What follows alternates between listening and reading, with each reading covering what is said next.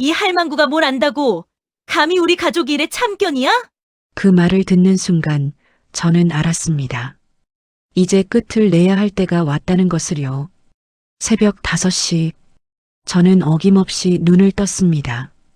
70평생을 이 시간에 일어났으니 이제는 알람도 필요 없습니다. 삐걱거리는 마루를 딛고 일어나 마당으로 나갔습니다. 아직 어둠이 가시지 않은 시골 마을, 저 멀리 닭 우는 소리만 들려옵니다. 손때 묻은 바가지로 우물물을 길어 얼굴을 씻었습니다. 차가운 물이 주름진 볼을 타고 흘러내렸습니다. 오늘도 살아있네. 평생을 이렇게 살았습니다. 화려한 것 하나 없이 그저 하루하루를 묵묵히 버텨내며 살아온 세월. 하지만 저는 후회하지 않습니다. 제가 흘린 땀방울 하나하나가 지금 제 발밑에 이 땅이 되었으니까요. 부엌으로 들어가 아궁이에 불을 지폈습니다. 장작 타는 냄새가 코끝을 간지립니다. 된장찌개를 끓이고 김치를 꺼내놓고 밥상을 차렸습니다. 혼자 먹기에는 너무 많은 양이지만 오늘은 명절이니까요. 아들 내외가 온다고 했습니다. 유진이도 오겠지. 며느리 최유진. 40대 중반 서울에서 대학까지 나온 똑똑한 여자입니다. 처음 우리 집에 왔을 때 저는 정말 기뻤습니다. 우리 아들이 이렇게 예쁘고 똑똑한 여자를 만나다니. 그런데 요즘 들어 며느리를 볼 때마다 가슴 한구석이 묵직해집니다. 뭐랄까, 저를 보는 눈빛이 예전과 다릅니다. 마치 쓸모없는 짐짝을 보는 듯한 그런 눈빛이요. 오전 10시쯤 대문 밖에서 차 소리가 들렸습니다. 저는 앞치마를 벗고 마당으로 나갔습니다. 검은색 외제차 한 대가 비좁은 골목길을 비집고 들어오고 있었습니다. 차에서 내린 며느리는 오늘도 온몸이 명품이었습니다. 하이힐을 신은 발로 조심스럽게 흙길을 걸으며 인상을 찌푸렸습니다. 어머니, 여기 길 좀 포장하시지 그래요. 차 밑창 다 긁히겠어요. 미안하다, 며느리. 에이, 괜찮아요. 그나저나 어머니는 여전히 이 낡은 한옥에 사시네요? 제가 몇 번이나 서울로 모시겠다고 했잖아요. 말은 그렇게 하지만 며느리의 목소리에는 진심이 느껴지지 않았습니다. 그저 형식적인 말, 듣기 좋으라고 던지는 말. 70년을 산 제가 그걸 모를 리 없지요. 거실로 들어온 아들 내외는 소파에 앉았습니다. 저는 부엌으로 가서 차를 끓여왔습니다. 떨리는 손으로 찻잔을 내밀자 며느리가 휙 가로챘습니다. 어머니, 제가 할게요. 어머니 손 떨리시잖아요. 겉으로는 효녀 같은 말이지만 그 말투 속에는 제 쇠약함을 지적하는 날카로움이 숨어 있었습니다. 나는 이제 쓸모없는 늙은이라는 거지. 며느리는 찻잔을 받아들고는 힐끔힐끔 집안을 둘러보기 시작했습니다. 벽에 걸린 낡은 액자, 먼지 쌓인 장롱, 삐걱거리는 마루. 그 눈빛에는 노골적인 실망이 어려 있었습니다. 여보, 어머니 여기 혼자 사시기 힘드시겠는데? 요양원 알아볼까? 아들이 조심스럽게 꺼낸 말. 하지만 그 말을 시킨 건 며느리라는 걸 저는 알고 있습니다. 아니다, 괜찮다. 나는 여기가 좋다. 에휴, 어머니. 고집은 왜 그렇게 세세요? 요즘 요양원 좋아요. 친구들도 많고. 며느리가 웃으며 말했습니다. 하지만 그 웃음은 입가에만 걸쳐져 있을 뿐 눈은 전혀 웃고 있지 않았습니다. 점심을 먹는 내내 며느리는 계속 휴대폰만 들여다봤습니다. 가끔 아들과 눈빛을 주고받으며 뭔가를 속삭였습니다. 저는 듣지 못한 척 묵묵히 밥을 먹었습니다. 저것들이 무슨 짓을 꾸미고 있는지 다 보인다. 식사가 끝나고 며느리가 화장실에 간다며 자리를 떴습니다. 그런데 이상했습니다. 화장실은 반대편인데 며느리는 안방 쪽으로 향했습니다. 뭐 하는 거지? 저는 슬그머니 뒤를 밟았습니다. 안방 문이 살짝 열려 있었고 그 사이로 며느리의 뒷모습이 보였습니다. 며느리는 제 서랍장을 뒤지고 있었습니다. 손때 묻은 토지대장, 평생을 한 글자 한 글자 적어 내려간 제 인생의 증거. 며느리는 그것을 펼쳐보더니 눈이 휘둥그레졌습니다. 헐, 이게 뭐야? 창원 시내 한복판 땅이 이렇게 많아? 며느리의 입에서 새어나온 중얼거림. 그 순간 며느리의 눈빛이 변했습니다. 탐욕. 그것은 숨길 수 없는 적나라한 탐욕의 눈빛이었습니다. 저것이 진짜 내 속마음이구나. 며느리는 서둘러 휴대폰을 꺼내 토지대장을 사진으로 찍기 시작했습니다. 찰칵, 찰칵, 소리 없이 셔터가 눌러졌습니다. 저는 그 모습을 문틈으로 지켜봤습니다. 가슴이 먹먹했습니다. 하지만 놀랍지는 않았습니다. 이미 예상했던 일이었으니까요. 며느리가 다시 거실로 돌아왔습니다. 얼굴에는 아무렇지도 않은 듯 웃음을 띠고 있었습니다. 어머니, 화장실 물이 잘 안 내려가던데요? 고쳐야 하는 거 아니에요? 아, 그래. 내가 알아서 할게. 에이, 어머니 혼자 어떻게 해요? 여보, 우리가 수리기사 불러줘야겠어. 겉으로는 걱정하는 척. 하지만 저는 이미 알고 있습니다. 며느리가 방금 제 서랍을 뒤졌다는 것을, 토지대장을 몰래 찍었다는 것을요. 이제 시작이구나. 해가 저물 무렵 아들 내외는 서울로 돌아갔습니다. 며느리는 떠나면서 제 손을 꼭 잡으며 말했습니다. 어머니, 건강하세요. 제가 자주 올게요. 그 손은 따뜻했지만 저는 알고 있습니다. 그 따뜻함은 진심이 아니라 계산된 온기라는 것을요. 차가 떠나고 저는 혼자 마당에 섰습니다. 저녁 노을이 하늘을 붉게 물들이고 있었습니다. 손에 든 토지대장을 쓰다듬었습니다. 거칠고 낡은 표지, 그 안에는 제 평생이 담겨 있습니다. 남편이 술과 도박으로 집안을 망쳤을 때 저는 혼자 새 아이를 키웠습니다. 새벽에 일어나 밭을 갈고 시장에 나가 채소를 팔고 푼돈을 모아 땅 한 평 한 평을 샀습니다. 사람들은 몰랐습니다. 무식한 시골 할머니가 사실은 창원 일대 프리미엄 부동산 10곳의 주인이라는 것을요. 이제 끝을 내야겠다. 며느리는 착각하고 있습니다. 제가 무식하고 약하고 쉽게 속을 거라고. 하지만 며느리는 모릅니다. 진짜 지혜는 학교에서 배우는 게 아니라 인생이라는 전쟁터에서 얻어지는 것이라는 거요. 저는 천천히 집 안으로 들어갔습니다.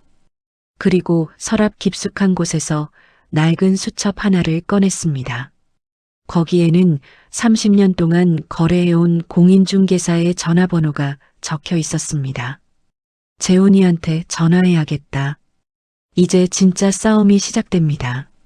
그리고 이 싸움은 제가 이길 겁니다. 반드시요. 사흘이 지났습니다. 며느리에게서 전화가 왔습니다. 어머니, 저예요. 유진이. 요즘 좀 어떠세요? 응, 괜찮다. 어머니, 있잖아요. 제가 좋은 곳 알아봤어요. 요양원인데 시설도 좋고 간호사분들도 친절하대요. 드디어 시작했구나. 며느리의 목소리는 상냥했지만 저는 그 속에 숨은 칼날을 느낄 수 있었습니다. 나는 여기가 좋다고 했잖아. 에이, 어머니. 혼자 계시면 위험하잖아요. 만약에 넘어지시기라도 하면 어떡해요? 저희도 걱정돼서 그래요. 걱정. 그 단어를 입에 담는 며느리의 목소리에는 진심이 하나도 없었습니다. 그저 저를 이 집에서 내쫓기 위한 그럴싸한 핑계일 뿐이었습니다. 걱정 말거라. 나는 아직 팔팔하다. 네, 알겠어요. 그럼 일단 제가 팸플릿이라도 보내드릴게요. 한번 보시기만 해요. 전화를 끊고 저는 마루에 앉았습니다. 본격적으로 움직이는구나. 그날 저녁 저는 수첩을 꺼내 이재훈 중개사에게 전화를 걸었습니다. 여보세요, 재훈이가? 아, 할머니. 오랜만이십니다. 어떻게 지내세요? 응. 재훈아, 내일 시간 되겠나? 네, 물론이죠. 무슨 일이세요? 만나서 얘기하자. 중요한 일이요. 다음 날 오전 재훈이 저를 찾아왔습니다. 검은 뿔테 안경을 쓴 그는 여전히 단정한 모습이었습니다. 30년 전 처음 부동산 거래를 시작할 때부터 저를 도와준 사람. 제가 이 세상에서 믿을 수 있는 몇 안 되는 사람 중 하나였습니다. 할머니, 무슨 일이세요? 목소리가 심상치 않으시던데. 앉거라. 저는 토지대장을 꺼내 재훈 앞에 펼쳤습니다. 그리고 천천히 입을 열었습니다. 재훈아, 이것들 정리 좀 해야겠다. 재훈의 눈빛이 달라졌습니다. 그는 제 말의 의미를 단번에 알아챘습니다. 할머니, 혹시 무슨 일 있으세요? 며느리 말이요. 저는 며느리가 토지대장을 몰래 찍었던 일, 요양원 얘기를 꺼낸 일을 차근차근 말했습니다. 재훈은 듣는 내내 미간을 찌푸렸습니다. 그럼 며느리가 재산을 노리는 거군요. 응. 할머니, 그럼 어떻게 하실 생각이세요? 저는 잠시 침묵했습니다. 그리고 천천히 또박또박 말했습니다. 이것들 전부 가족 신탁으로 묶어줘. 내가 살아있는 동안에는 아무도 못 건드리게. 재훈이 고개를 끄덕였습니다. 알겠습니다. 그럼 변호사도 소개해 드릴게요. 유언장도 제대로 작성하셔야 할 것 같습니다. 유언장. 그 단어가 입에서 나오자 가슴이 묵직해졌습니다. 유언장이라니. 제 인생의 마지막을 준비하는 일. 하지만 저는 흔들리지 않았습니다. 이건 내가 해야 할 일이요. 며칠 후 며느리가 또 전화를 걸어왔습니다. 어머니, 요양원 팸플릿 받으셨어요? 응. 보셨어요? 진짜 좋지 않아요? 정원도 있고 운동시설도 있고. 며느리의 목소리는 점점 더 간절해졌습니다. 아니, 간절한 게 아니라 조급해진 것이었습니다. 나는 여기가 좋다니까. 에휴, 어머니. 왜 이렇게 고집이 세세요? 저희가 걱정돼서 그러는 거잖아요. 며느리의 목소리가 높아졌습니다. 평소의 상냥함은 온데간데였고 짜증이 묻어났습니다. 본색이 나오기 시작하는구나. 며느리, 나는 갈 생각 없다. 그만 좀 하거라. 네, 알겠어요. 전화가 끊어졌습니다. 하지만 저는 알고 있었습니다. 며느리가 이대로 포기할 리 없다는 것을요. 일주일 후 아들이 직접 찾아왔습니다. 혼자였습니다. 며느리는 없었습니다. 엄마. 아들의 얼굴은 피곤해 보였습니다. 눈 밑에는 다크서클이 짙게 깔려 있었고 얼굴에는 수심이 가득했습니다.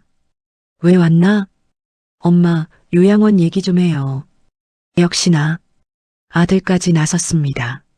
나는 안 간다고 했잖아. 엄마, 유진이가 걱정이 많아요. 엄마 혼자 계시면 위험하다고.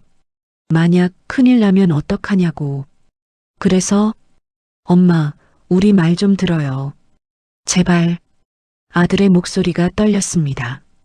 하지만 저는 알고 있었습니다. 이 말을 시킨 건 며느리라는 것을요. 저는 아들을 가만히 바라봤습니다. 제가 10달을 뱃속에 품고 3년을 업고 키운 아들.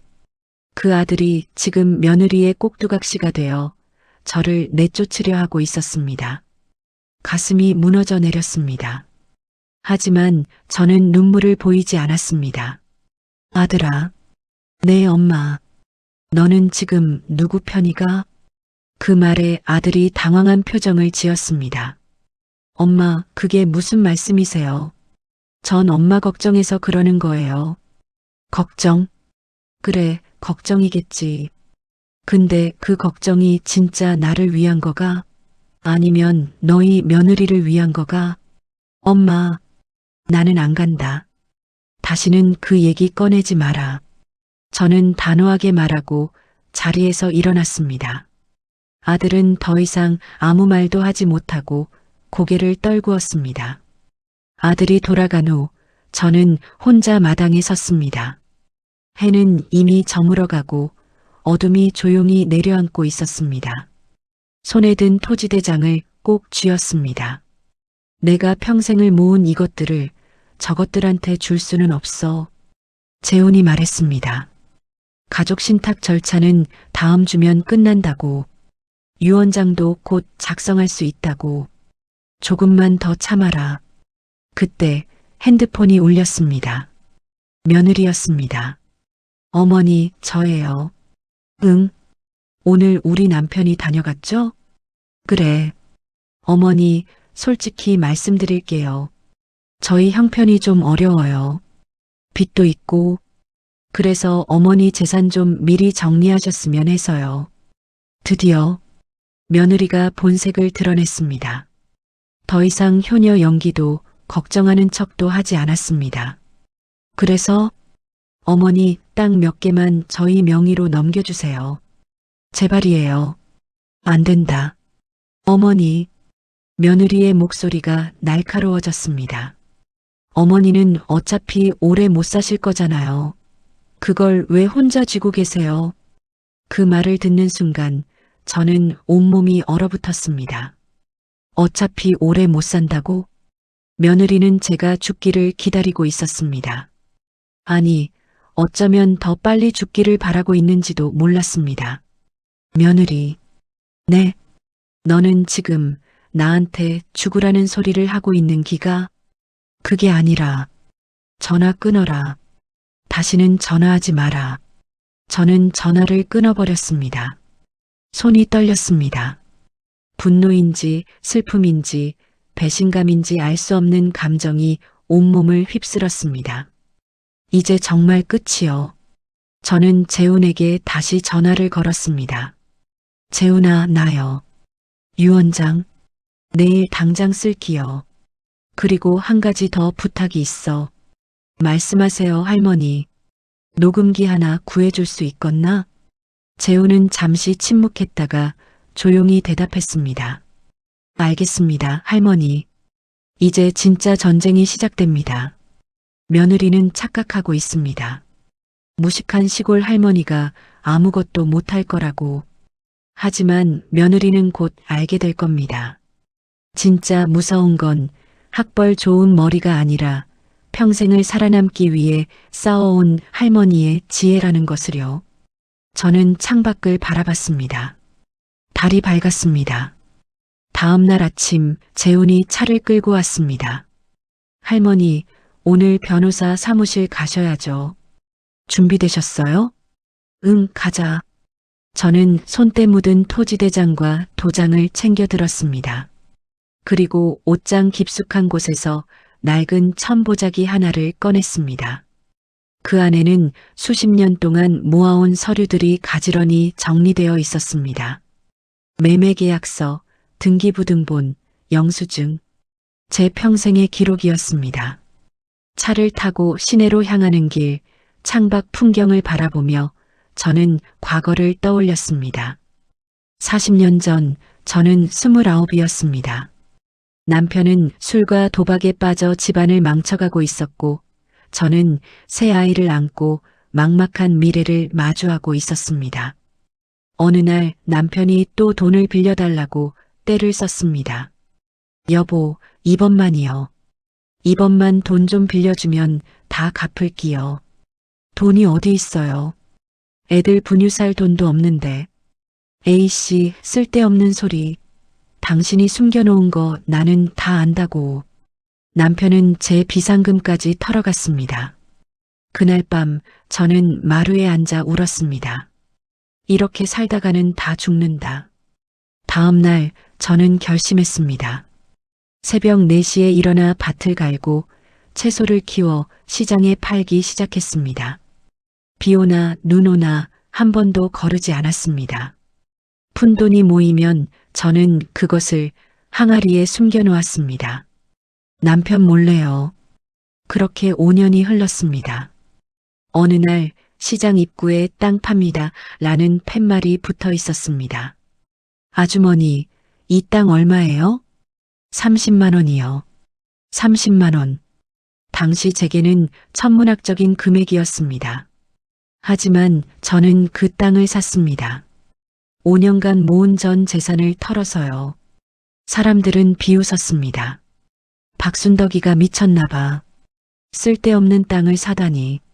하지만 저는 알고 있었습니다. 그 땅이 있는 곳이 언젠가는 개발될 거라는 것을요. 시장 상인들의 수군거림, 면사무소 직원들의 대화, 신문에 나온 작은 기사 하나까지 저는 귀를 쫑긋 세우고 세상을 관찰했습니다. 글을 읽지 못하니 더욱 사람들의 말을 주에 깊게 들었습니다. 그리고 10년 후 그 땅 근처에 도로가 뚫렸습니다. 땅값이 10배로 올랐습니다.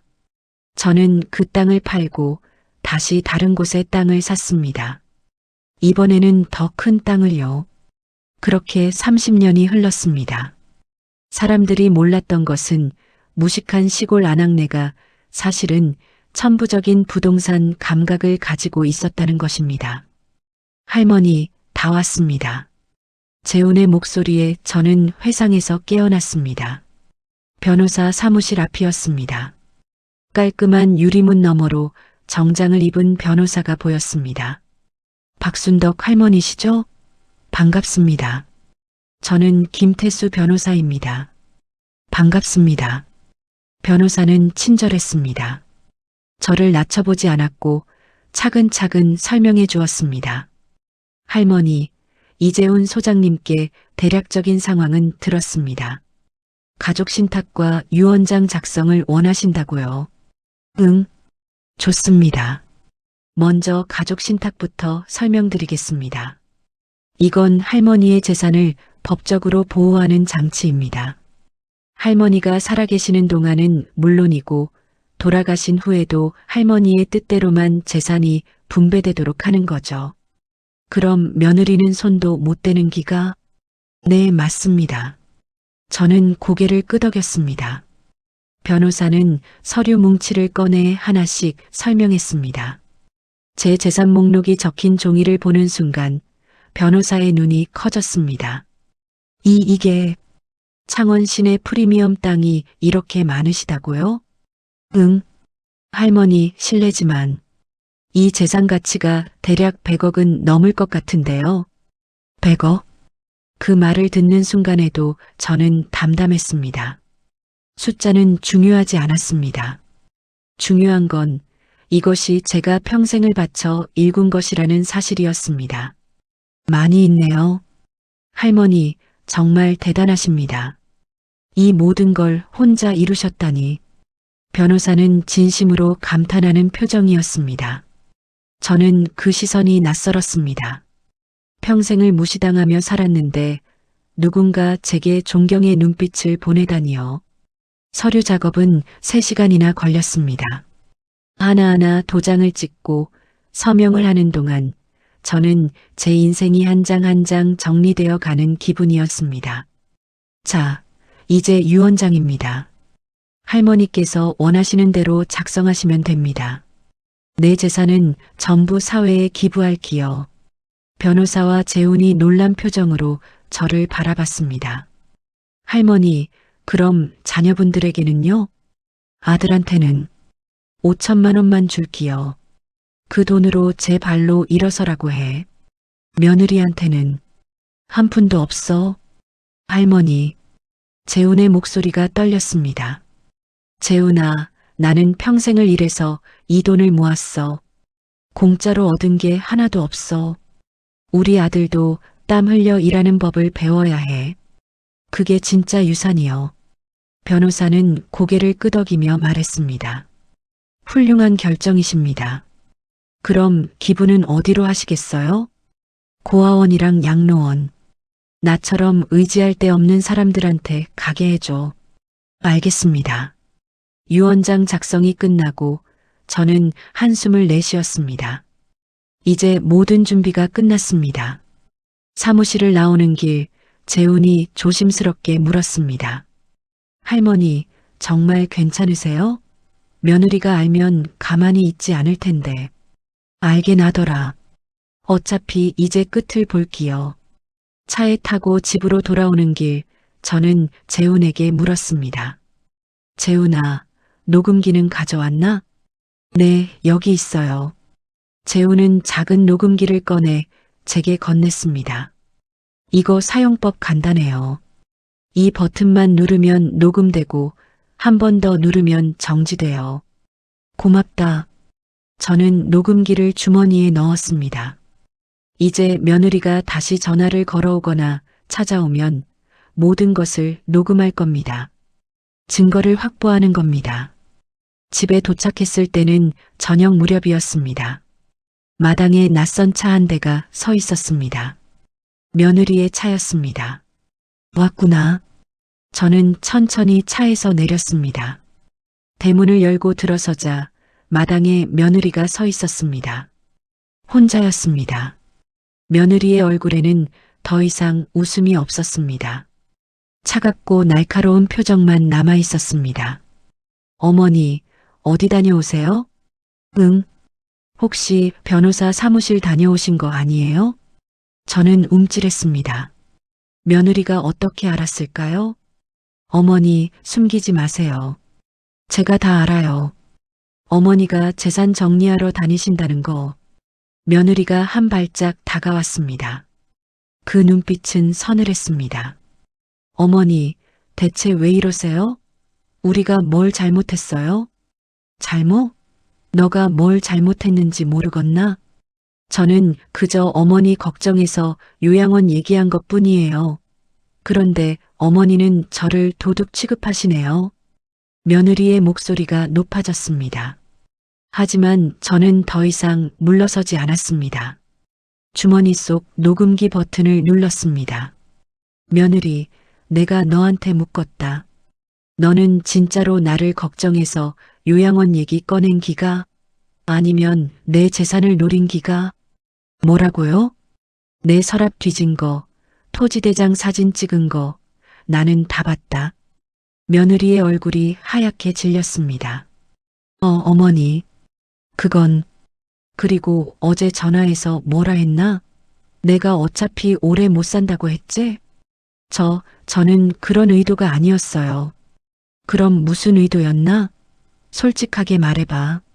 며느리는 잠시 말을 잃었다가 갑자기 태도가 바뀌었습니다. 더 이상 변명하지 않았습니다.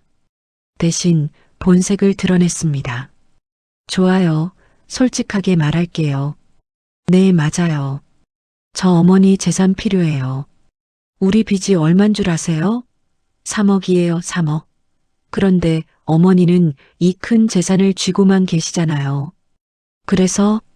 그러니까 저희한테 좀 나눠주세요.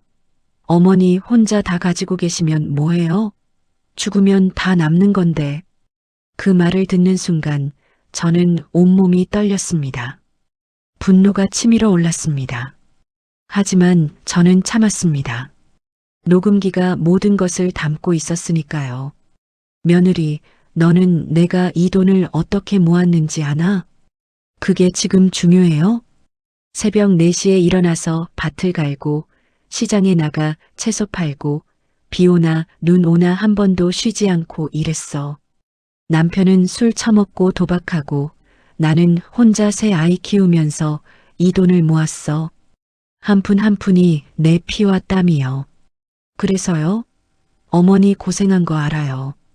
근데 그게 지금 저랑 무슨 상관이에요? 상관없지. 너한테는 상관없는 일이지. 저는 고개를 저었습니다. 며느리는 끝내 이해하지 못할 겁니다. 이 돈의 무게를요. 어머니, 제발이에요. 저희 좀 도와주세요. 며느리가 제 손을 붙잡았습니다. 하지만 그 손에는 진심이 아니라 절박함만 묻어 있었습니다. 안 된다. 왜요? 대체 왜요? 너는 내 며느리 아니여. 너는 그냥 내 재산만 노리는 도둑이여. 그 말을 듣는 순간 며느리의 표정이 일그러졌습니다. 아, 그래요? 그럼 저도 더 이상 참지 않을 거예요. 어머니를 요양원에 강제로라도 보낼 거예요. 치매 진단서 받아서요. 뭐, 어머니 요즘 건망증 심하시잖아요. 병원 가면 치매 진단 금방 나와요. 그럼 저희가 법적으로 어머니 재산 관리할 수 있어요.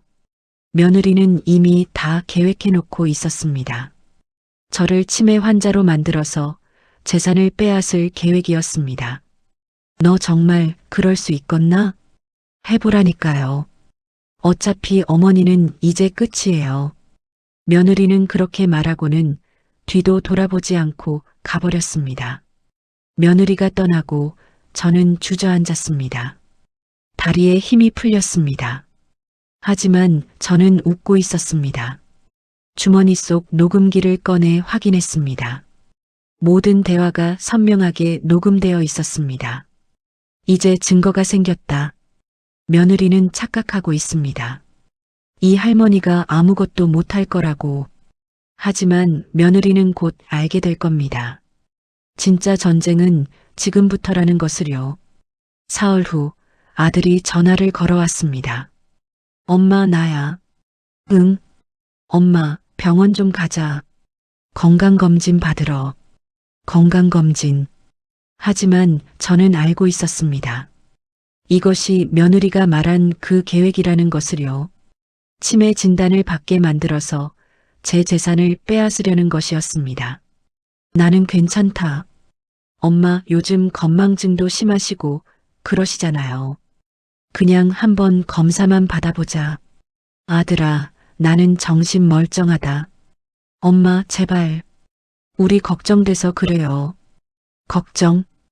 또 그 단어였습니다. 하지만 이번에는 제가 물러서지 않았습니다. 아들아, 너는 정말로 내가 치매인 것 같나? 그게 아니라 예방 차원에서요. 예방 차원? 거짓말하지 마라. 너거 며느리가 시킨 거지? 전화 너머로 침묵이 흘렀습니다. 엄마, 유진이는 엄마 걱정해서 그러는 거예요. 걱정? 그래, 그렇겠지. 너는 그렇게 믿고 싶겠지. 저는 전화를 끊어버렸습니다. 가슴이 답답했습니다.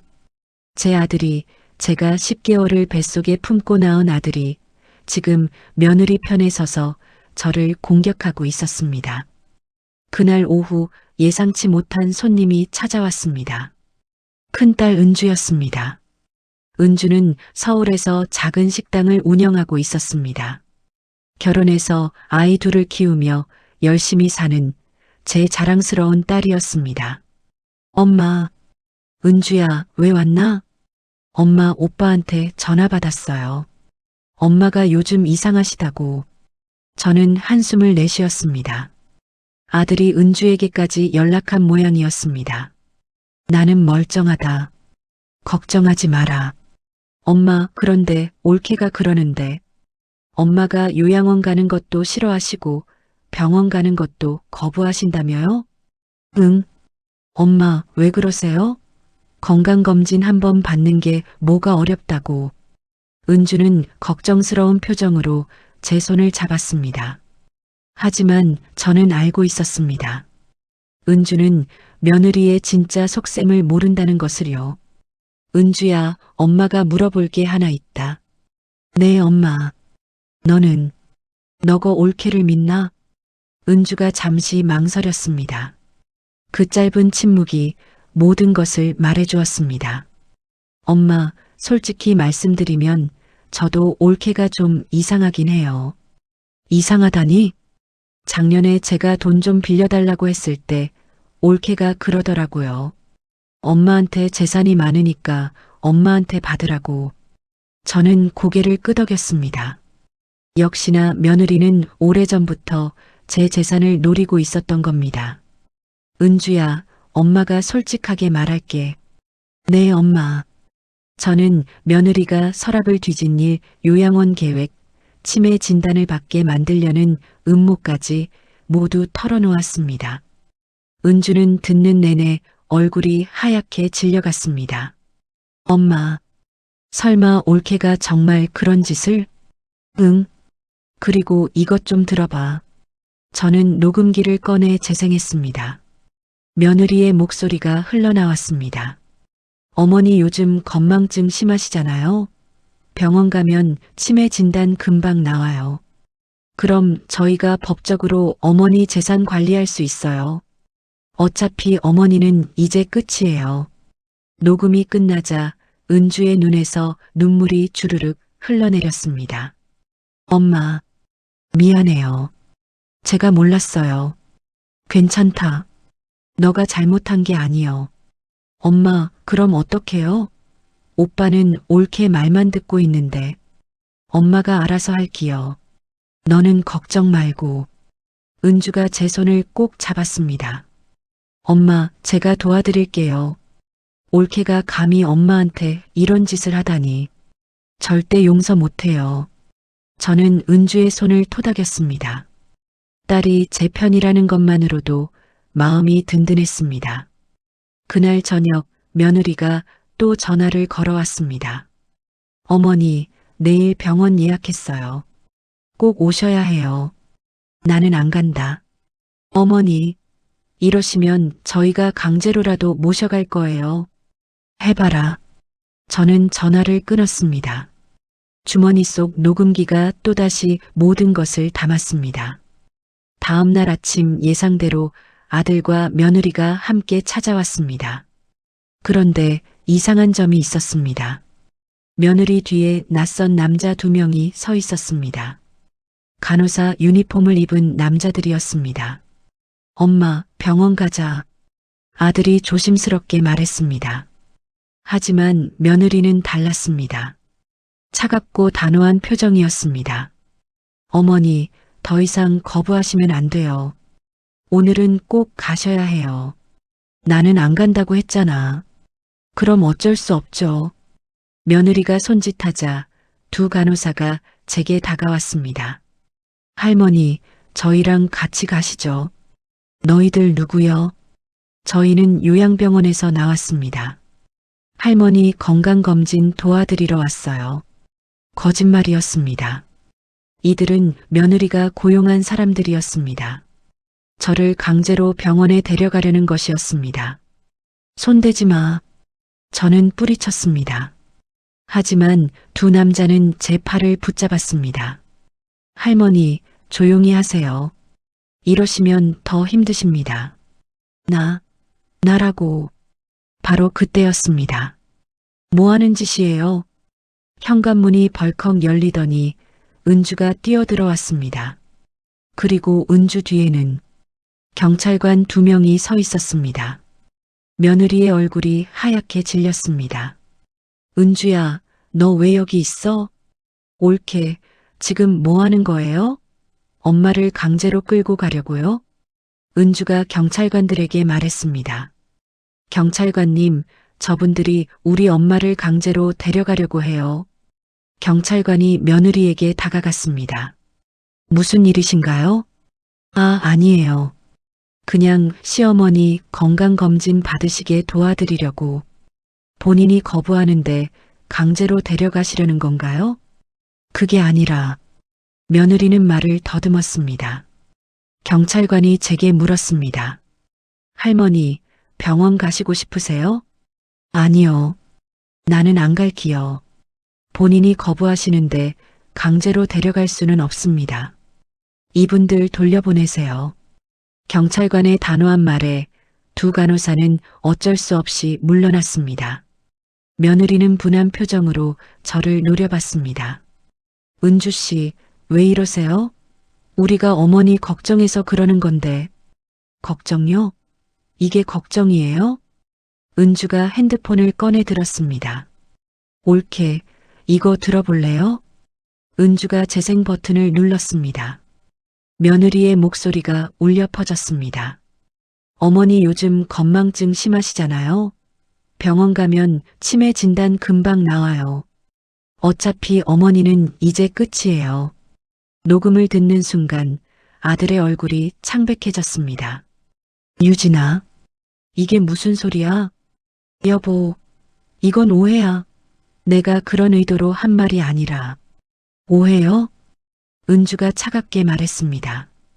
그럼 엄마 서랍 뒤진 것도 오해예요? 토지대장 몰래 찍은 것도 오해예요? 며느리는 더 이상 변명하지 못했습니다. 경찰관이 저에게 물었습니다. 할머니, 고소하시겠습니까? 저는 잠시 망설였습니다. 그리고 천천히 고개를 저었습니다. 아직은 아니요. 알겠습니다. 혹시 또 문제 생기시면 언제든 연락 주세요. 경찰관들이 나가고 며느리와 아들만 남았습니다. 며느리는 바들바들 떨고 있었고 아들은 넋을 잃은 표정이었습니다. 엄마, 이게 정말이야? 유진이가 정말 이런 짓을? 들었잖아. 유진아, 대체 왜 이런 짓을 한 거야? 아들이 며느리를 향해 소리쳤습니다. 며느리는 울먹이기 시작했습니다. 여보, 미안해. 나도 어쩔 수 없었어. 우리 빚이 너무 많아서. 그래서 우리 엄마한테 이런 짓을 한 거야? 미안해. 아들이 저에게 고개를 숙였습니다. 엄마, 정말 죄송해요. 제가 잘못 봤어요. 저는 아들을 가만히 바라봤습니다. 제 아들은 이제 무너져 내리고 있었습니다. 아들아, 너는 지금 누구 편이가? 엄마, 너는 네 아내 편이가 아니면 네 엄마 편이가? 아들은 대답하지 못했습니다. 그저 고개만 떨구고 있을 뿐이었습니다. 저는 한숨을 내쉬었습니다. 돌아가거라. 그리고 당분간 오지 마라. 엄마, 나는 이제 지쳤다. 너거들 얼굴도 보기 싫어. 며느리와 아들은 더 이상 아무 말도 하지 못하고 고개를 숙인 채 집을 나갔습니다. 그들이 떠나고 저는 은주와 단둘이 남았습니다. 은주가 제 손을 잡으며 말했습니다. 엄마, 괜찮으세요? 응, 괜찮다. 엄마, 이제 어떻게 하실 거예요? 저는 창밖을 바라봤습니다. 해가 저물고 있었습니다. 은주야, 이제 정말 끝을 낼 기여. 끝이요? 응. 더 이상 참지 않을 기여. 이제 저것들한테 진짜 현실을 보여줄 때가 왔어. 저는 재훈에게 전화를 걸었습니다. 재훈아, 나요. 변호사한테 연락 좀 해줘. 가족회의를 열 기여. 알겠습니다, 할머니. 전화를 끊고 저는 손에 든 토지대장을 바라봤습니다. 이제 정말 마지막 순간이 다가오고 있었습니다. 며느리는 아직도 모를 겁니다. 제가 이미 모든 것을 준비해뒀다는 것을요. 이제 정말 끝이요. 가족회의는 일주일 후로 잡혔습니다. 그 일주일 동안 저는 마지막 준비를 했습니다. 재훈과 함께 모든 서류를 재정리하고 변호사와 여러 차례 통화를 나눴습니다. 은주는 매일 전화를 걸어 제 안부를 물었습니다. 엄마, 괜찮으세요? 혹시 올케가 또 연락하지 않았어요? 괜찮다. 걱정 말거라. 하지만 며느리에게서는 아무런 연락이 없었습니다. 아들도 마찬가지였습니다.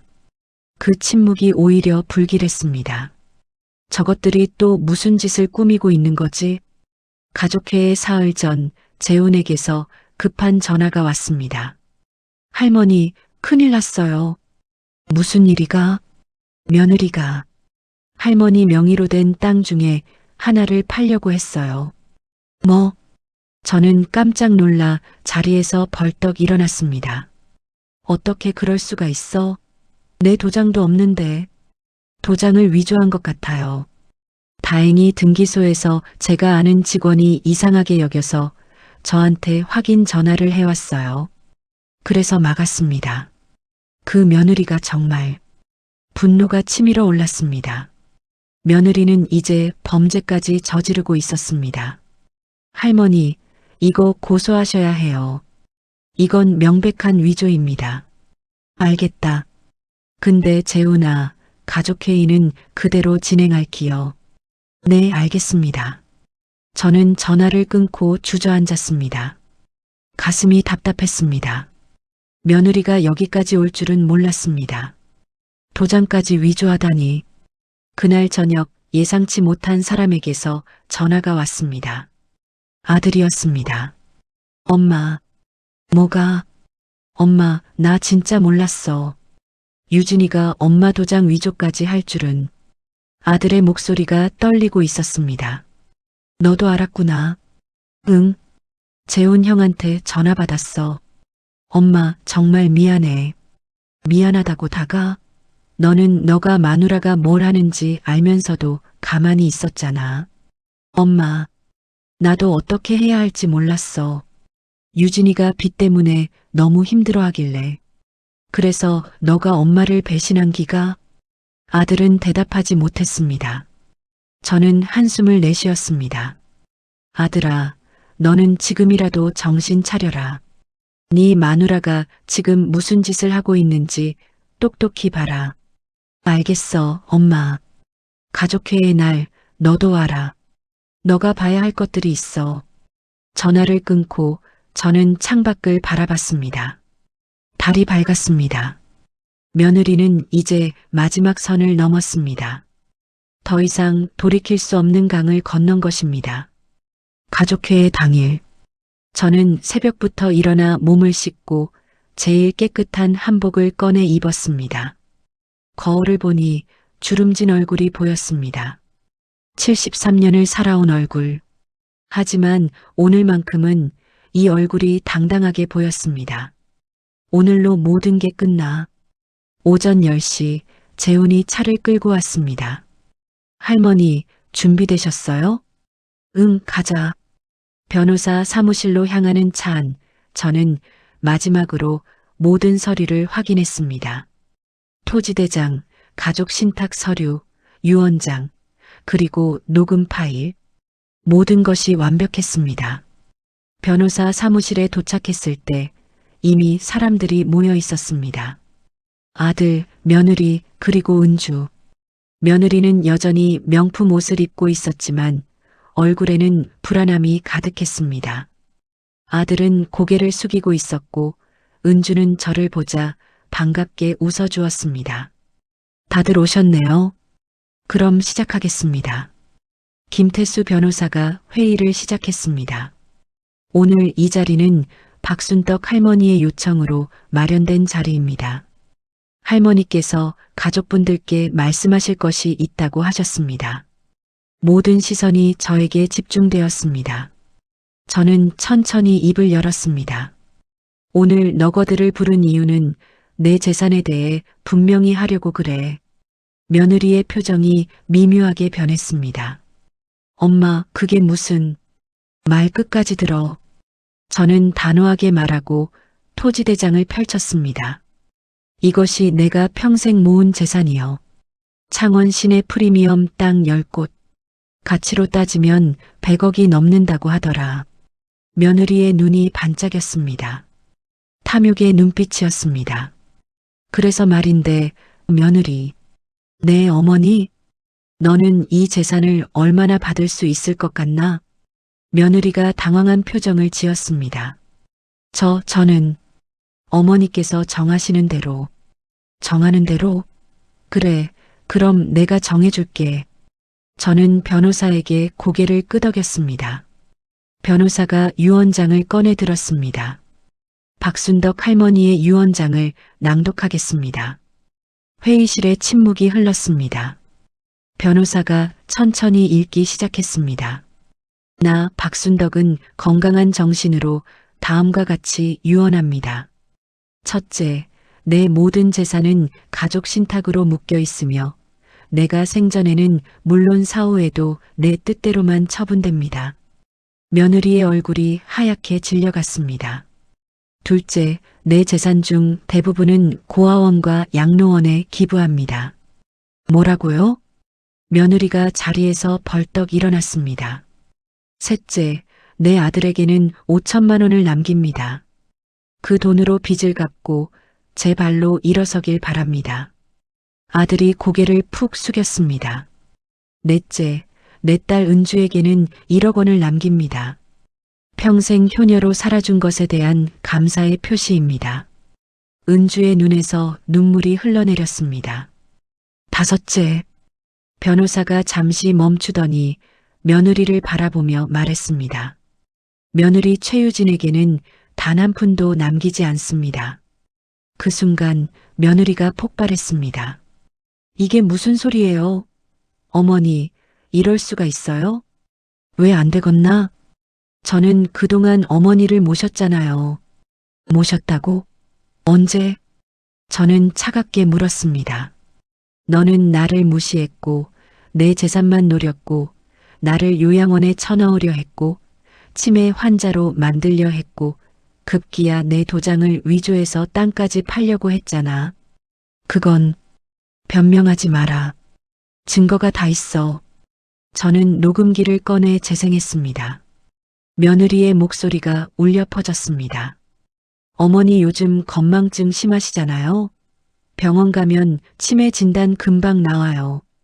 어차피 어머니는 이제 끝이에요. 어머니는 어차피 오래 못 사실 거잖아요. 그걸 왜 혼자 쥐고 계세요?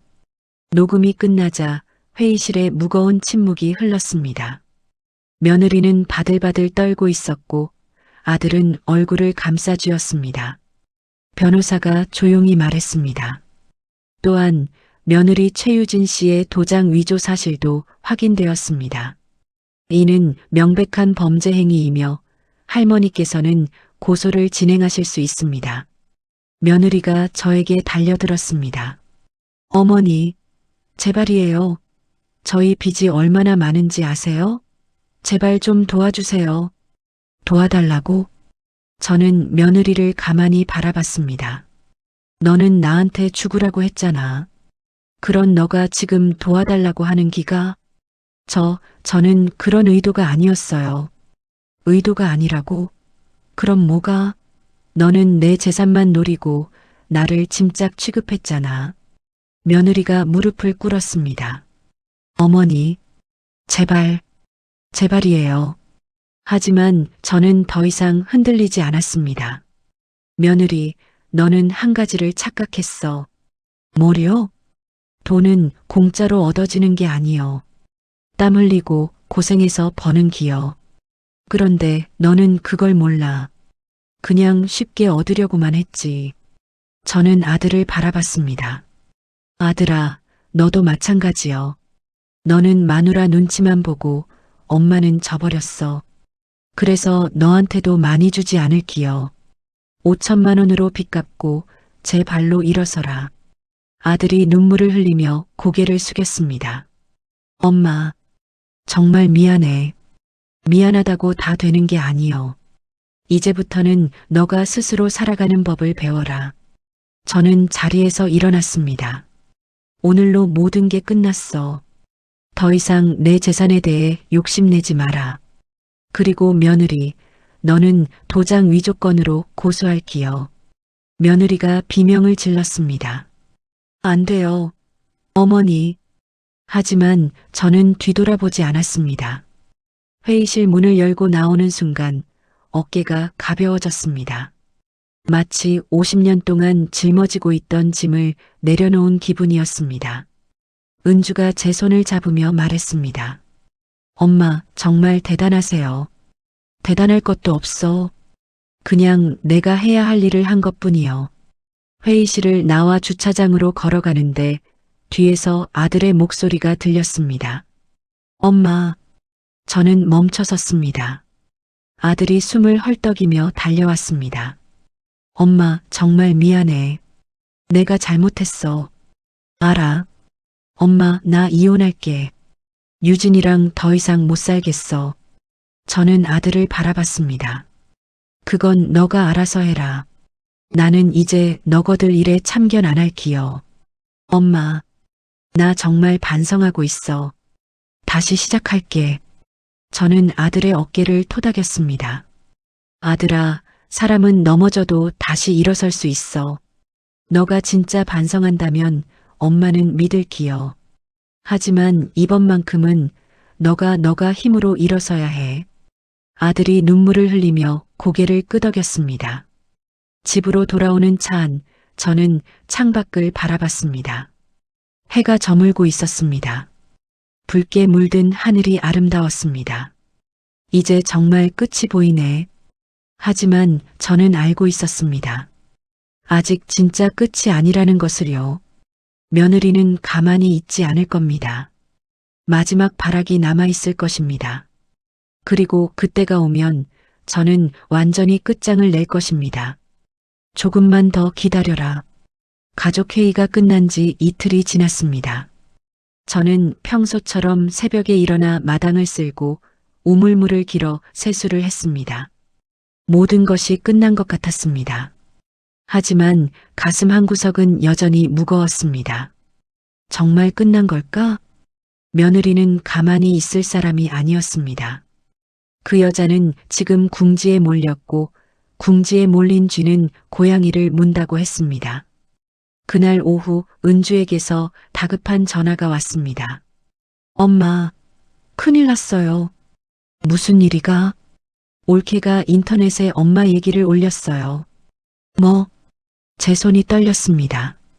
올케가 SNS에 글을 올렸는데 엄마를 학대하는 무정한 자식처럼 만들었어요. 댓글이 수백 개예요. 저는 핸드폰도 제대로 다룰 줄 모릅니다. 하지만 은주의 목소리에서 다급함이 느껴졌습니다. 은주야, 진정하고 천천히 말해봐. 올케가 자기를 피해자로 만들었어요. 시어머니한테 평생 헌신했는데 재산을 한 푼도 안 준다고. 그리고 엄마를 노인 학대범처럼 만들었어요. 가슴이 철렁 내려앉았습니다. 며느리가 이런 수를 쓸 줄은 몰랐습니다. 엄마, 댓글들이 너무 심해요. 사람들이 엄마를 욕하고 있어요. 그래. 저는 한숨을 내쉬었습니다. 며느리는 마지막 카드를 꺼낸 것입니다. 여론을 이용하는 것이었습니다. 1시간 후 재훈이 급히 찾아왔습니다. 손에 태블릿을 들고 있었습니다. 할머니, 이거 봐야 할 것 같아요. 재훈이 보여준 화면에는 며느리가 쓴 글이 있었습니다. 제목은 이랬습니다. 시어머니의 냉혹한 배신, 평생 헌신한 며느리에게 남은 것은. 글을 읽는 내내 저는 말을 잃었습니다. 며느리는 자신을 완벽한 피해자로 포장했습니다. 시어머니를 정성껏 모셨지만 시어머니는 냉혹하게 재산을 한 푼도 주지 않았다고 했습니다. 심지어 저를 노인 학대를 일삼는 악질 자식으로까지 묘사했습니다. 댓글들은 더 끔찍했습니다. 며느리 불쌍하다. 요즘 노인들 정말 문제다. 저런 시어머니는 요양원 보내야 한다. 저는 태블릿을 내려놓았습니다. 재훈아. 네, 할머니. 이거 어떻게 해야 하나? 고소할 수 있어요. 명예훼손으로요. 그리고 저희가 진실을 밝히면 돼요. 하지만 저는 알고 있었습니다. 진실을 밝힌다 해도 이미 퍼진 소문은 걷잡을 수 없다는 것을요. 그날 저녁 더 끔찍한 일이 벌어졌습니다. 집 앞에 낯선 사람들이 몰려왔습니다. 카메라를 든 사람들이었습니다. 박순덕 할머니 계세요? 누구십니까? 저희는 지역 언론사입니다. 며느리분 이야기 들었는데 인터뷰 좀 하고 싶어서요. 저는 문을 닫으려 했지만 카메라는 이미 저를 향하고 있었습니다. 할머니, 며느리한테 정말 재산을 한 푼도 안 주신 거예요? 평생 헌신한 며느리를 어떻게 그렇게 대할 수 있으세요? 질문들이 쏟아졌습니다. 저는 아무 말도 할 수 없었습니다. 입을 열려 해도 목소리가 나오지 않았습니다. 그때 은주가 뛰어왔습니다. 지금 뭐 하시는 거예요? 우리 엄마한테. 저희는 사실을 확인하려는 거예요. 사실요? 우리 올케가 한 짓은 알고 계세요? 그 여자가 우리 엄마 도장 위조하고 치매 환자로 만들려 했다는 거 아세요? 그건 며느리분 말로는 오해라던데요. 오해요? 은주가 핸드폰을 꺼냈습니다. 그럼 이것도 오해예요? 은주가 녹음 파일을 재생했습니다. 며느리의 목소리가 흘러나왔습니다. 어머니는 어차피 오래 못 사실 거잖아요. 기자들이 당황한 표정을 지었습니다. 이게 진실이에요. 우리 올케가 거짓말한 거예요. 그러니까 돌아가세요. 은주가 단호하게 말하자 기자들은 어쩔 수 없이 물러났습니다. 기자들이 떠나고 저는 마루에 주저앉았습니다. 다리에 힘이 풀렸습니다. 은주가 제 손을 잡았습니다. 엄마, 괜찮으세요? 은주야, 나는 뭘 잘못한 기가? 엄마는 잘못한 거 없어요. 올케가 나쁜 거예요. 하지만 사람들은 나를 나쁜 사람으로 볼기요. 눈물이 흘러내렸습니다. 평생을 땀 흘려 일하고 자식 키우고 재산 모았는데 이제 와서 제가 악인이 되어버렸습니다. 엄마, 울지 마세요. 우리가 진실을 밝힐 거예요. 하지만 저는 알고 있었습니다. 진실이 밝혀진다 해도 이미 상처받은 제 마음은 돌아오지 않는다는 것을요. 다음 날 더 큰 충격이 왔습니다. 아들이 찾아왔습니다. 혼자였습니다. 얼굴은 초췌했고 눈은 충혈되어 있었습니다. 엄마, 뭐가? 엄마, 유진이가 집을 나갔어. 나갔다고? 응. 짐 싸서 어디론가 가버렸어. 연락도 안 받고. 아들이 주저앉았습니다. 엄마, 나 어떡해. 유진이 없으면 나는. 아들아. 저는 아들을 가만히 바라봤습니다. 너는 지금 누구를 걱정하는 기가? 뭐? 너는 지금 내 마누라가 걱정이가 아니면 내 엄마가 걱정이가? 아들이 입을 다물었습니다. 마누라는 인터넷에 나를 악인으로 만들어 놓고 기자들까지 보냈어. 그래서 내 엄마가 얼마나 힘들었는지 아나? 미안해, 엄마. 미안하다고 다가? 너는 아직도 정신을 못 차렸구나. 저는 자리에서 일어났습니다. 아들아, 이제 그만 가거라. 나는 너도 보기 싫어. 엄마, 돌아가. 그리고 내가 선택해라. 내 마누라를 택할 건지, 내 엄마를 택할 건지. 아들은 더 이상 아무 말도 하지 못하고 고개를 떨구고 집을 나갔습니다. 그날 밤 저는 혼자 마당에 앉았습니다. 밤하늘에는 별이 가득했습니다. 하지만 제 마음은 어두웠습니다. 내가 정말 잘한 걸까? 평생을 모은 재산을 기부하기로 한 것이 옳았을까요? 며느리에게 한 푼도 주지 않은 것이 정당했을까요? 아들에게 5천만 원만 준 것이 맞았을까요? 의문이 꼬리에 꼬리를 물었습니다. 그때 핸드폰이 울렸습니다. 모르는 번호였습니다. 여보세요? 박순덕 할머니시죠? 저는 고아원 원장입니다. 아, 네. 할머니, 오늘 변호사님께 연락 받았습니다. 할머니께서 저희 고아원에 큰 기부를 해주신다고요. 네. 할머니, 정말 감사합니다. 할머니 같은 분이 계셔서 우리 아이들이 희망을 가질 수 있습니다. 원장의 목소리에서 진심이 느껴졌습니다. 저희 아이들이 할머니께 꼭 인사드리고 싶다고 하는데 괜찮으시면 고아원에 한번 방문해 주실 수 있으실까요? 나 같은 사람이 가도 되겠습니까? 물론이죠. 할머니는 저희에게 천사 같은 분이십니다. 전화를 끊고 저는 가슴이 따뜻해지는 것을 느꼈습니다. 그래, 맞아. 저는 잘못한 게 없습니다. 며느리가 뭐라 하든 사람들이 뭐라 하든 저는 제가 옳다고 믿는 길을 걸은 것뿐입니다. 다음 날 재훈에게서 전화가 왔습니다. 할머니, 좋은 소식이 있어요. 무슨 소식이가? 며느리가 올린 글이 허위 사실로 판명됐어요. 경찰에서 조사가 들어갔고 며느리가 도장 위조 건까지 드러나면서 완전히 역풍을 맞았어요. 그래. 네, 그리고 며느리를 옹호하던 댓글들이 전부 삭제되고 이제는 사람들이 며느리를 비난하고 있어요. 하지만 저는 기쁘지 않았습니다. 사람들의 평가가 중요한 게 아니었습니다. 중요한 건 제 마음의 평화였습니다. 재훈아, 고아원 방문 좀 잡아줄 수 있겠나? 네. 고아원이요? 응. 거기 아이들 좀 만나보고 싶어. 알겠습니다, 할머니. 내일 바로 잡아드릴게요. 그날 저녁 며느리에게서 문자가 왔습니다. 어머니, 제발 한 번만 만나주세요. 할 말이 있어요. 저는 한참을 문자를 바라봤습니다. 며느리를 만나야 할까요? 아니면 이대로 끝내야 할까요?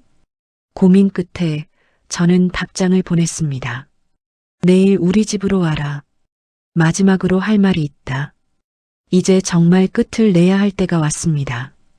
더 이상 미룰 수 없었습니다.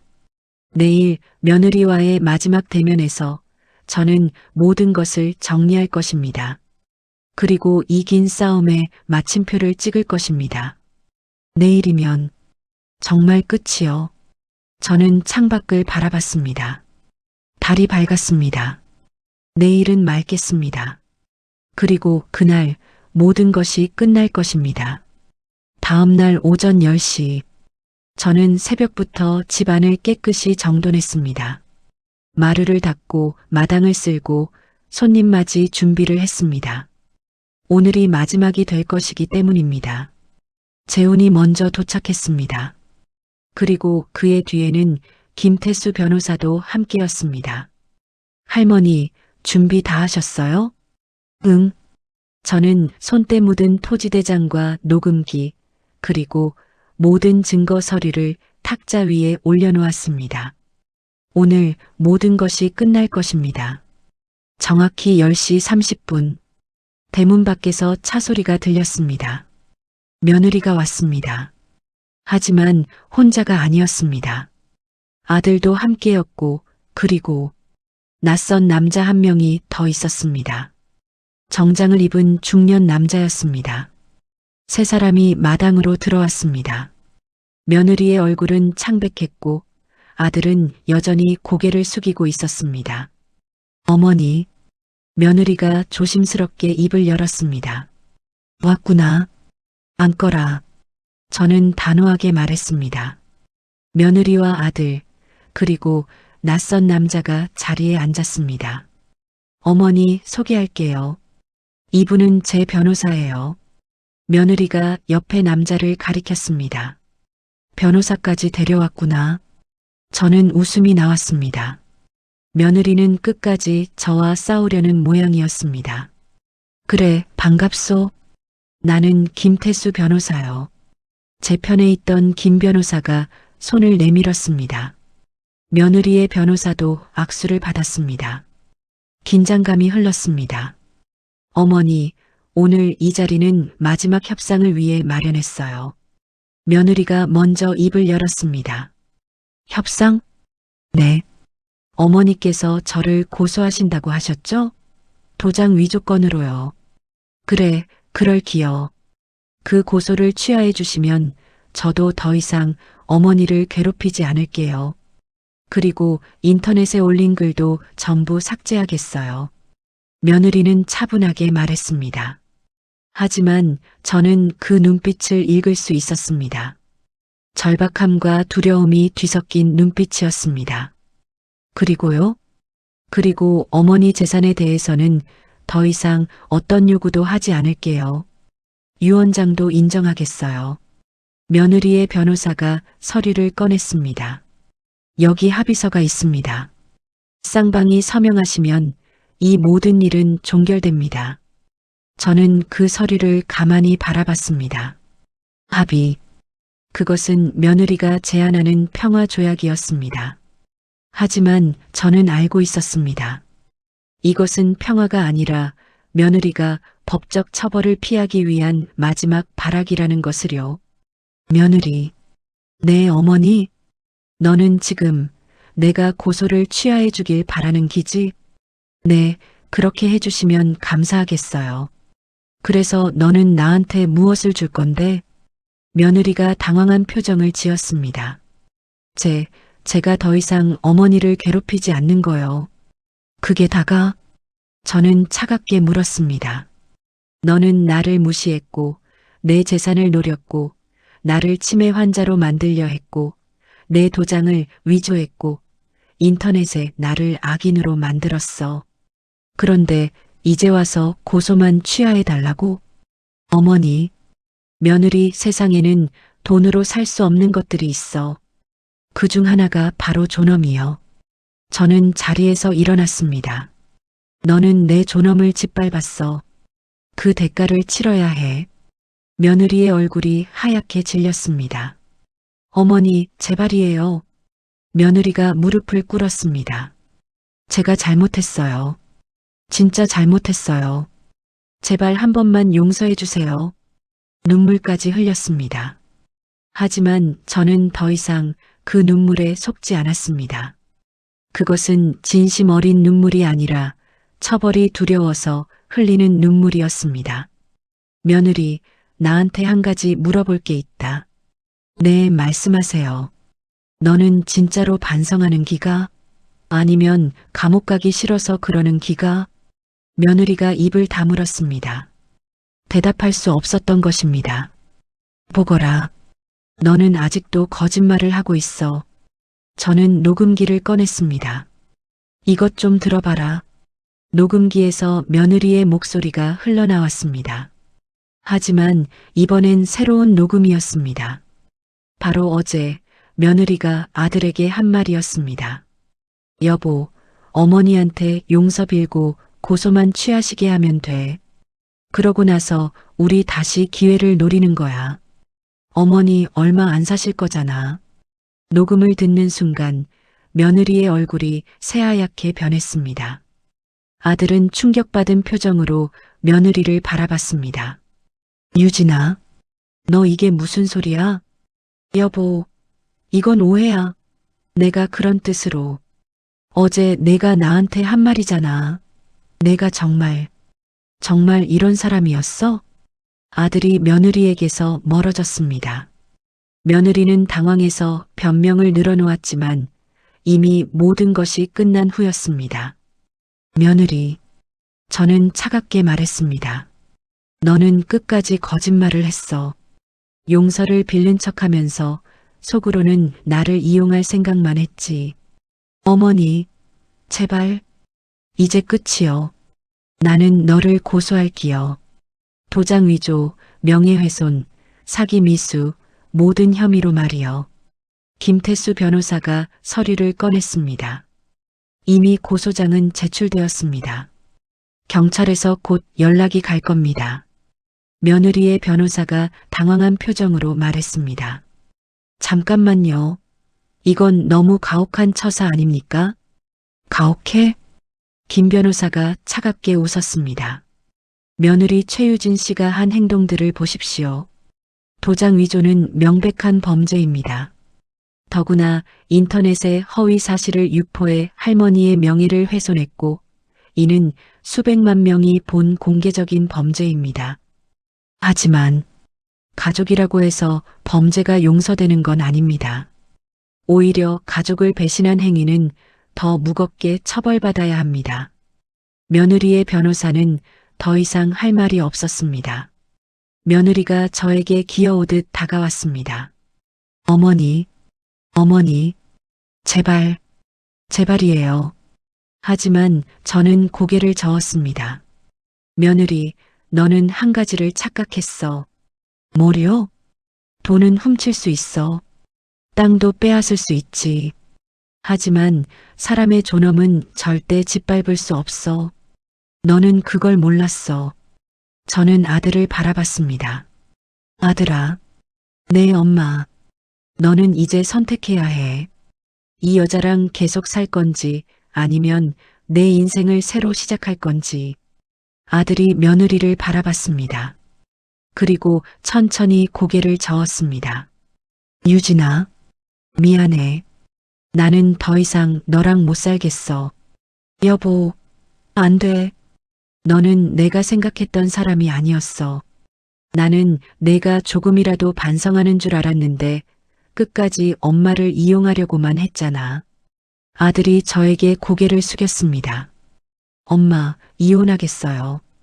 그리고 엄마가 주신 5천만 원으로 제대로 다시 시작할게요. 저는 아들의 어깨를 토닥였습니다. 늦었지만 그래도 깨달은 게 다행이요. 며느리는 그 자리에서 무너져 내렸습니다. 모든 것을 잃은 표정이었습니다.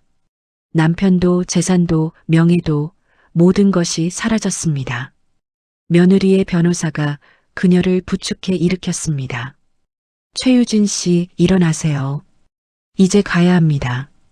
며느리는 비틀거리며 일어났습니다. 그리고 마지막으로 저를 바라봤습니다. 그 눈빛에는 원망과 후회가 뒤섞여 있었습니다. 어머니는 너무 냉정하세요. 냉정? 저는 고개를 저었습니다. 나는 냉정한 게 아니요. 나는 그저 내가 지켜야 할 것을 지킨 것뿐이요. 내 존엄, 내 재산, 내 인생을 말이요. 며느리는 더 이상 아무 말도 하지 못하고 고개를 떨구고 집을 나갔습니다. 그 뒷모습을 보며 저는 알았습니다. 이것이 정말 마지막이라는 것을요. 며느리가 떠나고 저는 마당에 섰습니다. 햇살이 따뜻했습니다. 오랜만에 느껴보는 평화였습니다. 재혼이 다가왔습니다. 할머니, 정말 대단하셨어요. 대단할 것도 없어. 그냥 해야 할 일을 한 것뿐이요. 김 변호사도 악수를 청했습니다. 할머니, 정말 존경스럽습니다. 할머니의 용기 덕분에 정의가 승리했습니다. 정의. 그런 거창한 게 아니요. 나는 그저 내 인생을 지킨 것뿐이요. 은주가 뛰어와 저를 껴안았습니다. 엄마, 사랑해요. 나도 사랑한다, 은주야. 아들도 조심스럽게 다가왔습니다. 엄마, 진짜 죄송해요. 그리고 고마워요. 뭐가 고맙나? 엄마가 저를 포기하지 않으셔서요. 5천만 원이라도 주셔서 저한테 다시 시작할 기회를 주셔서요. 저는 아들의 손을 잡았습니다. 아들아, 사람은 넘어져도 다시 일어설 수 있어. 내가 진짜 반성한다면 엄마는 믿을기요. 네, 엄마. 꼭 성공해서 돌아올게요. 그날 오후 저는 고아원을 방문했습니다. 원장님이 반갑게 맞아주었고 아이들이 저를 둘러싸고 환하게 웃었습니다. 할머니, 저희한테 기부해 주신다면서요? 고마워요, 할머니. 아이들의 맑은 눈빛을 보며 저는 확신했습니다. 제가 한 선택이 옳았다는 것을요. 이 아이들이 밝게 웃을 수 있다면 제 평생의 재산을 쓴 보람이 있는 것입니다. 할머니, 저희가 노래 불러드릴게요. 아이들이 노래를 불렀습니다. 어설프고 박자도 안 맞았지만 그 어떤 노래보다 아름다웠습니다. 저는 눈물을 흘렸습니다. 하지만 이번 눈물은 슬픔이 아니라 기쁨의 눈물이었습니다. 고아원을 나서며 저는 하늘을 올려다봤습니다. 구름 한 점 없이 맑은 하늘이었습니다. 모든 게 끝났네. 긴 싸움이었습니다. 며느리와의 싸움, 세상과의 싸움, 그리고 저 자신과의 싸움. 하지만 저는 이겼습니다. 제 존엄을 지켰고, 제 신념을 지켰고, 제 인생을 지켰습니다. 재훈이 물었습니다. 할머니, 이제 어떻게 하실 거예요? 집에 가서 밥이나 지어 먹어야지. 저는 웃으며 말했습니다. 평범한 일상. 그것이 제가 원하는 전부였습니다. 더 이상 싸울 필요도 증명할 필요도 없었습니다.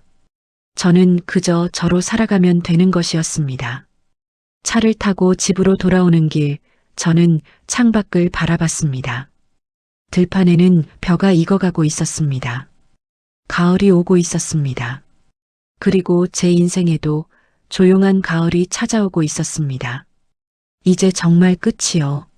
하지만 이것은 끝이 아니라 새로운 시작이었습니다. 저는 이제 제가 원하는 삶을 살 것입니다. 누구의 눈치도 보지 않고 누구에게도 휘둘리지 않고 그저 박순덕으로 살아갈 것입니다. 당당하게, 자유롭게, 그리고 행복하게. 석 달이 흘렀습니다. 가을이 깊어지고 이제 겨울이 코앞에 다가왔습니다. 저는 여전히 새벽 5시에 일어나 마당을 쓸고 우물물로 세수를 합니다. 하지만 예전과 달라진 게 있다면 이제는 마음이 편하다는 것입니다.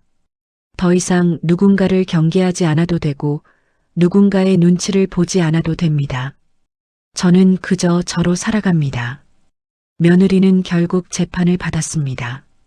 도장 위조, 명예훼손, 사기 미수, 모든 혐의가 인정되어 징역 1년에 집행유예 2년을 선고받았습니다. 법정에서 며느리를 마지막으로 봤을 때 그 여자는 완전히 다른 사람이 되어 있었습니다. 교만했던 눈빛은 사라지고 그저 초라한 중년 여성만 남아 있었습니다. 며느리는 저를 보며 고개를 숙였습니다. 사과의 의미였는지 아니면 그저 부끄러워서였는지는 모르겠습니다. 저는 그냥 고개를 끄덕여 주었습니다. 더 이상 미워할 힘도 미워할 이유도 없었습니다. 아들은 이혼 절차를 마쳤습니다. 그리고 제가 준 5천만 원으로 작은 식당을 차렸습니다. 처음에는 서툴렀지만 점점 손님이 늘어나기 시작했습니다. 한 달에 한 번씩 아들이 찾아옵니다. 엄마, 이번 달 매출이 좀 올랐어요. 그래, 잘했네. 엄마 덕분이에요. 엄마가 제대로 일하는 법을 가르쳐 주셔서. 아들의 얼굴에는 이제 생기가 돌았습니다.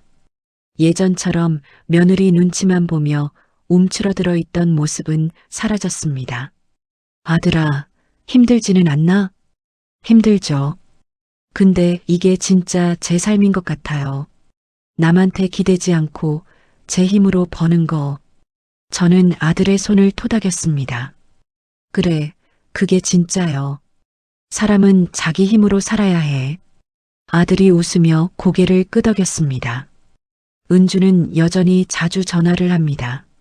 엄마, 오늘 날씨 어때요? 감기 조심하세요. 엄마, 제가 주말에 갈게요. 맛있는 거 해드릴게요. 딸의 목소리를 듣는 것만으로도 마음이 따뜻해집니다. 지난주에는 은주가 손자를 데리고 왔습니다. 할머니, 6살 손자가 제 품에 안겼습니다. 할머니, 저 할머니 보고 싶었어요. 그래, 할머니도 보고 싶었어. 손자와 마당에서 놀았습니다. 낙엽을 모으고 참새를 쫓고 그저 평범한 시간을 보냈습니다. 하지만 그 평범함이 얼마나 소중한지 이제는 압니다. 고아원에는 한 달에 2번씩 방문합니다. 아이들이 저를 볼 때마다 환하게 웃어줍니다. 할머니, 오늘은 무슨 이야기 해주실 거예요? 할머니, 저 숙제 좀 도와주세요. 저는 아이들과 시간을 보냅니다. 제가 살아온 이야기를 들려주고 아이들의 숙제를 도와주고 때로는 그저 옆에 앉아 아이들의 이야기를 들어줍니다. 어느 날 한 아이가 물었습니다. 할머니는 왜 우리한테 이렇게 잘해주세요? 왜긴 왜요? 너희가 할머니한테 웃음을 주니까. 웃음이요? 응. 너희들 웃는 거 보면 할머니도 덩달아 기분이 좋아져. 아이가 환하게 웃었습니다. 그럼 할머니, 저 더 많이 웃을게요. 그 말을 듣는 순간 제 가슴이 따뜻해졌습니다. 이게 진짜 부자구나. 돈이 많다고 부자가 아니라 누군가에게 기쁨을 줄 수 있는 사람이 진짜 부자인 것입니다. 어느 날 저녁 재훈이 찾아왔습니다. 할머니, 좋은 소식이 있어요. 무슨 소식이가? 할머니가 기부하신 고아원이랑 양로원에서 감사패를 보내왔어요. 그리고 지역 신문에서 인터뷰 요청도 들어왔고요. 인터뷰? 네, 할머니 이야기가 알려지면서 많은 사람들이 감동받았대요. 평생 모은 재산을 사회에 환원한 할머니의 이야기를요. 저는 고개를 저었습니다. 아니요. 인터뷰는 안 할게요. 왜요? 할머니 이야기는 정말 훌륭한데 나는 그냥 내가 하고 싶은 일을 한 것뿐이요. 그걸 자랑할 필요는 없어. 재훈이 웃으며 고개를 끄덕였습니다. 역시 할머니답네요. 그날 밤 저는 혼자 마루에 앉았습니다. 손에는 낡은 토지대장이 들려 있었습니다. 이제 이 토지대장에 적힌 땅들은 대부분 기부되었습니다. 더 이상 제 것이 아니라 도움이 필요한 사람들의 것이 되었습니다. 토지대장을 쓰다듬으며 저는 과거를 떠올렸습니다. 젊은 시절 새벽부터 밭을 갈던 기억, 푼돈을 모아 첫 땅을 샀을 때의 기쁨, 남편이 술 처먹고 돌아와 돈을 내놓으라 할 때의 두려움, 아이들을 먹이기 위해 밤늦게까지 일하던 날들, 그리고 하나하나 땅을 사 모으며 꿈꿔왔던 미래. 나는 잘 살았을까? 그 질문에 이제는 자신 있게 대답할 수 있습니다. 네, 잘 살았습니다.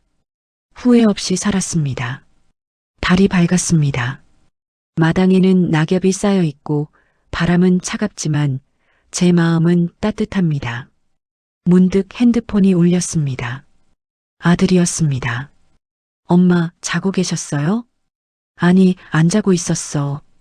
엄마, 오늘 식당에 손님이 정말 많았어요. 그래서 기분이 좋아서 전화했어요. 그래, 잘 됐네. 엄마, 제가 이제 조금씩 빚을 갚아가고 있어요. 엄마 실망시키지 않을게요. 아들아. 네, 엄마. 엄마는 내가 실망스러운 적 없어. 내가 다시 일어서려고 노력하는 거, 그것만으로도 엄마는 자랑스러워. 전화 너머로 아들의 흐느끼는 소리가 들렸습니다. 엄마, 고마워요. 사랑해요. 나도 사랑한다, 아들아. 전화를 끊고 저는 하늘을 올려다봤습니다. 별이 쏟아질 듯 많았습니다. 이게 진짜 행복이구나. 돈도 중요하고 땅도 중요하지만 가장 중요한 건 결국 사람입니다. 제가 사랑하는 사람들, 그리고 저를 사랑해주는 사람들. 그것이 진짜 제 재산입니다. 다음 날 아침 저는 시장에 나갔습니다. 오랜만에 장을 보러 나온 것입니다. 아이고, 순덕이 아니가. 시장 아주머니가 반갑게 맞아주었습니다. 요새 어떻게 지내노? 소문 들었는데 엄청난 부자였다며? 부자는 무슨, 그냥 평생 모은 것뿐이요. 그래도 대단하대이. 그걸 다 기부했다며? 진짜 착하대이.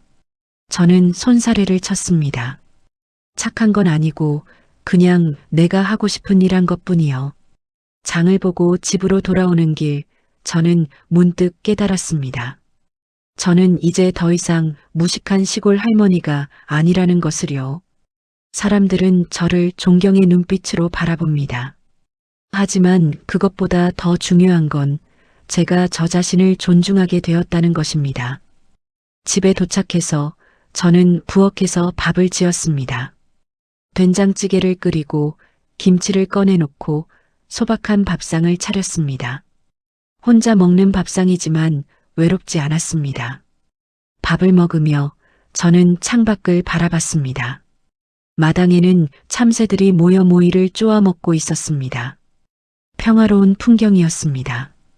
이제 정말 끝났네. 긴 싸움이 끝났고 이제 저는 평온한 일상을 살아갑니다. 더 이상 싸울 것도 증명할 것도 없습니다. 저는 그저 박순덕으로 살아가면 됩니다. 오후에는 마당에 앉아 햇볕을 쬐었습니다. 따뜻한 햇살이 주름진 얼굴을 비쳤습니다. 손에는 낡은 사진 한 장이 들려 있었습니다. 젊은 시절 새 아이를 안고 찍은 사진이었습니다. 사진 속의 저는 지금보다 훨씬 젊었지만 얼굴에는 걱정이 가득했습니다. 하지만 지금의 저는 다릅니다. 주름은 늘었지만 마음은 평온합니다. 나는 잘 살았어. 그 한마디가 가슴속에서 울려 퍼졌습니다. 해가 저물 무렵 은주가 깜짝 방문을 했습니다. 엄마, 왔어요. 어째 왔나? 그냥 엄마 얼굴 보고 싶어서요. 은주가 제 손을 잡았습니다. 엄마, 저 자랑 좀 할게요. 우리 식당 손님이 요새 많아졌어요. 엄마가 주신 1억 원 하나도 안 쓰고 저축하고 있어요. 왜 안 써? 내주라고 준 건데. 아니에요. 저는 이미 충분해요. 엄마가 살아계신 것만으로도 저는 행복해요. 그 돈은 나중에 엄마 병원비로 쓸 거예요.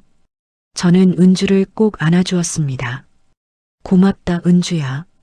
내가 있어서 엄마는 행복해. 저도요, 엄마. 사랑해요. 그날 밤 저는 일기를 썼습니다. 평생 글씨를 제대로 못 썼지만 이제는 천천히 한 글자씩 쓸 수 있게 되었습니다. 오늘 나는 행복했다. 며느리는 내 인생에서 가장 큰 시련이었지만 동시에 가장 큰 깨달음을 주었다. 돈보다 중요한 건 존엄이고 재산보다 중요한 건 사람이라는 것을 나는 이제 알았다. 진짜 부자는 돈이 많은 사람이 아니라 베풀 줄 아는 사람이라는 것을. 일기를 덮고 저는 창밖을 바라봤습니다. 달이 밝았습니다. 내일은 또 새로운 하루가 시작될 것입니다. 하지만 더 이상 두렵지 않습니다. 저는 이제 저를 믿으니까요. 새벽 5시, 저는 어김없이 눈을 뜹니다. 마당으로 나가 우물물을 길어 세수를 합니다. 차가운 물이 얼굴을 타고 흘러내립니다. 또 하루가 시작되네.